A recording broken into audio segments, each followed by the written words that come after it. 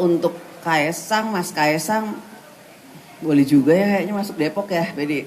Nanti PDI Perjuangan pertimbangkan. Toh pilkadanya masih 2024. Tapi ya nanti saya tanya Mas Kaesang, berminat atau enggak masuk PDI Perjuangan. Tuh.